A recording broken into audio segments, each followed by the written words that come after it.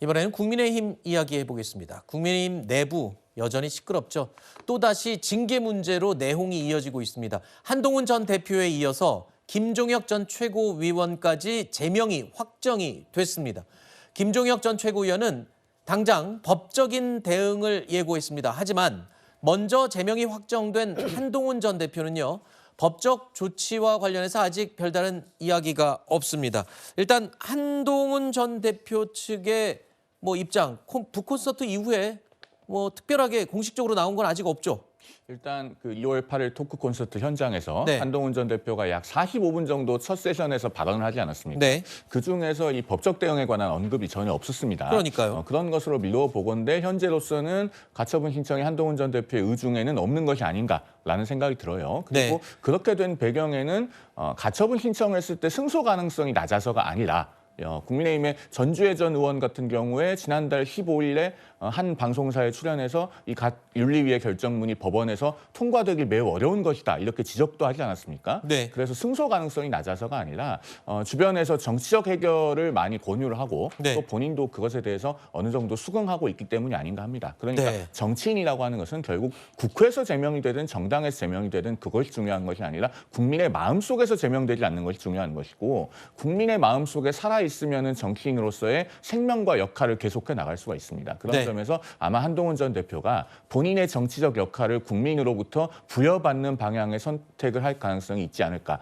현재로서는 그렇게 전망되는 지점들이 있어 보입니다. 네. 국민의힘 내의 이 친한계에서는요. 지도부를 향해서 숙청 정치를 한다며 비판의 목소리를 높이고 있습니다.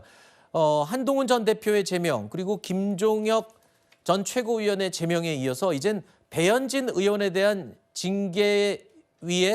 윤리위의 징계 절차가 시작이 됐기 때문이죠. 일각에서는 지도부의 데스노트가 과연 어디까지 지금 계속 이어질지 이야기가 나오고 있는데 글쎄요. 어제 국회 본회의장에서 굉장히 눈에 띄는 장면이 포착됐습니다. 바로 이 장면인데요. 장동혁 대표가 앉아있고 지금 윤리위의 징계 절차를 밟게 된 배현진 의원이 직접 찾아갔어요. 저기서 어떤 얘기를 주고받았는지 굉장히 처음엔 궁금했거든요. 저는 굉장히 의도된 연출이라고는 생각을 해요. 아, 그래요? 국회에서 본회의가 열리면 국회의원의 핸드폰으로 뭘 보고 뭘 쓰는지까지 우리 언론이 다 포착을 하잖아요. 네. 그런 걸 다 알면서 장동혁 대표를 찾아가서 저런 대화를 주고받은 건 굉장히 지금 현 구도를 부각하기 위한 전략적인 행보라고 우선은 평가를 하고요.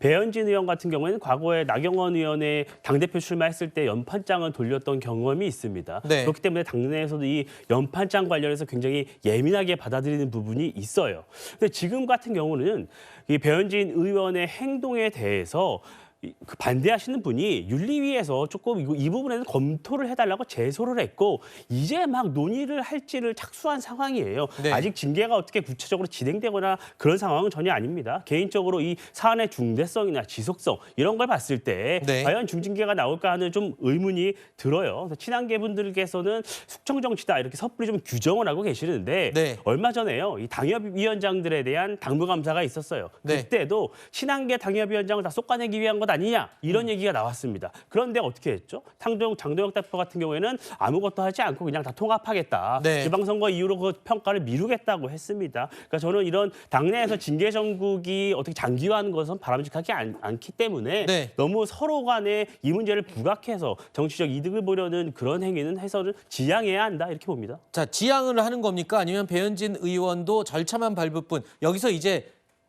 소위 말하는 속가내기라고 비판받는 부분, 징계는 이제 여기서 끝날까요? 아니면 계속 또 이어질까요? 윤리위가 저는 빠르게 결정을 해야 한다고 생각을 하는 것이에요. 네. 제소가 됐기 때문에. 그러니까 배현진 의원이 장동혁 대표를 향해서 얘기를 했잖아요. 네. 그러면 만약에 저기서 장동혁 대표가 윤리위원장에게 전화를 해서 징계하지 마십시오라고 하면 그 독립규규에 대한 침해입니다. 그렇게 한다면 배현진 의원 같은 경우에도 서울시당 위원장으로서 서울시당위원회에 있는 윤리위를 구성하고 운영을 하고 있습니다. 그럼 배현진 의원이 그 윤리위를 좌지우지한다고 평가할 수 있는 부분이에요. 네. 서로 상호 간의 그런 부분은 존중을 해야 한다고 생각합니다. 알겠습니다. 제가 왜 그걸 물어봤냐면요. 친한계 반발은 당연한 거고요. 당권파에서도 이런 친한계에 대한 징계 확산은 이제 좀 자제해야 한다는 목소리가 나오고 있기 때문입니다.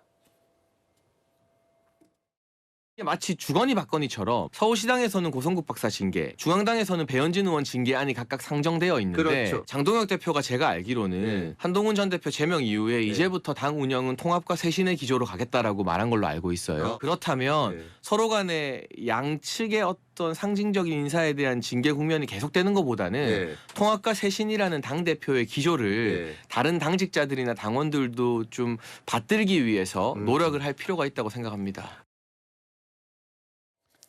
지금이 어느 때입니까? 바로 지방선거가 이제 넉 달도 채 남지 않은 상황이죠.